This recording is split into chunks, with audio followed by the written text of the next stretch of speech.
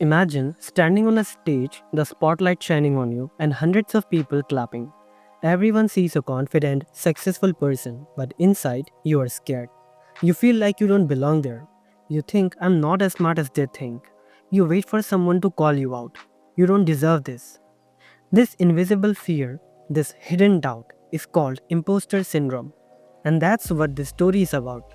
Meet Emily Carter. She was 29 years old, a young software engineer in San Francisco, working at one of the world's top tech companies, ByteRise. People admired her. She had built a smart algorithm that made headlines. Her boss called her a genius. Colleagues called her a rock star. Even her college invited her to give a speech on success in tech. But every night, Emily sat alone in her apartment, asking the same question: why me?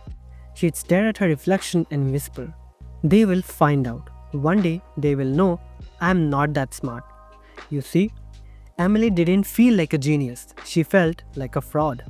When Emily was a child, she loved computers. She used to break them just to fix them again. She wasn't chasing grades or medals, just curiosity.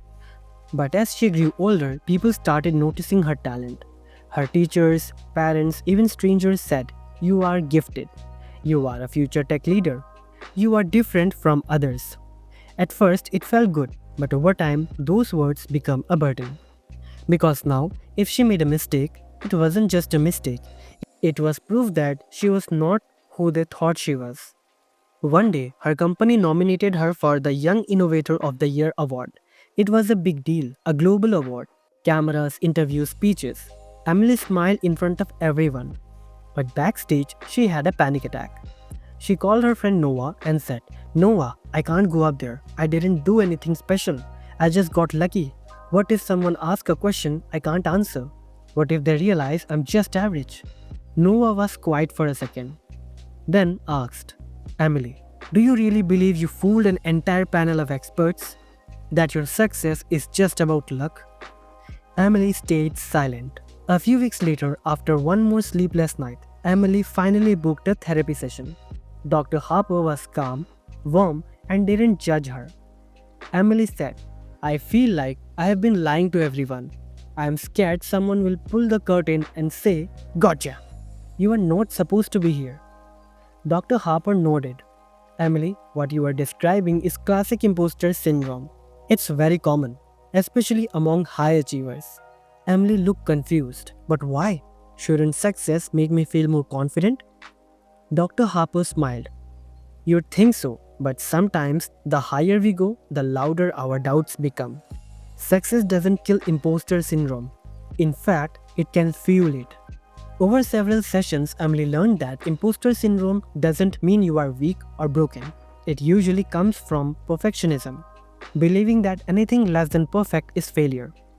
Number 2, early praise. When people expect too much, we fear letting them down. Number 3, comparisons. Seeing others on social media and thinking, I'm not doing enough. Emily realized something else too. She always believed that confidence comes from achievements. But real confidence? It comes from acceptance, from knowing you are enough, even when you mess up.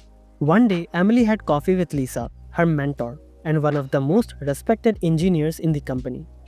Emily nervously confessed, Lisa, I don't know if I'm really good at what I do. I feel like I'm faking it. Lisa laughed gently. Emily, I felt the same way when I joined this place. Emily blinked. Wait, you? But you are a legend here. Lisa nodded. Exactly, and I used to think I didn't belong. I thought people gave me credit for being lucky or being in the right place. But over time, I realized it's okay to not know everything. It's okay to ask for help.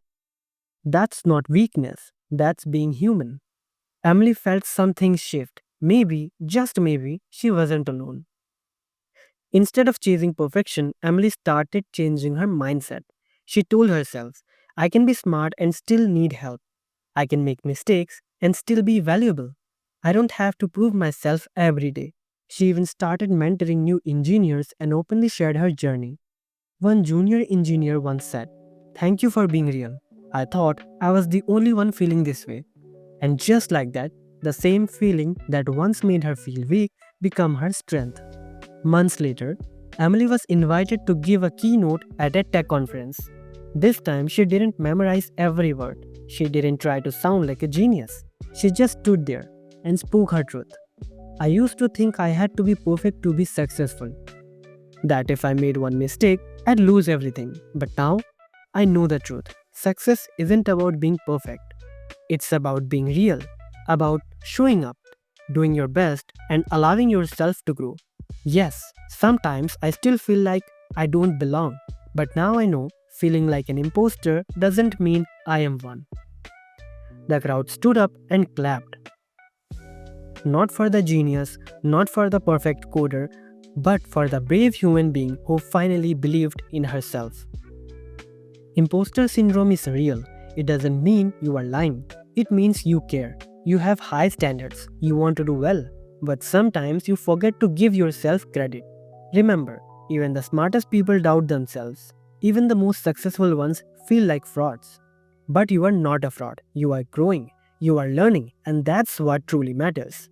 You don't need to feel confident to start. You just need to start and let confidence catch up.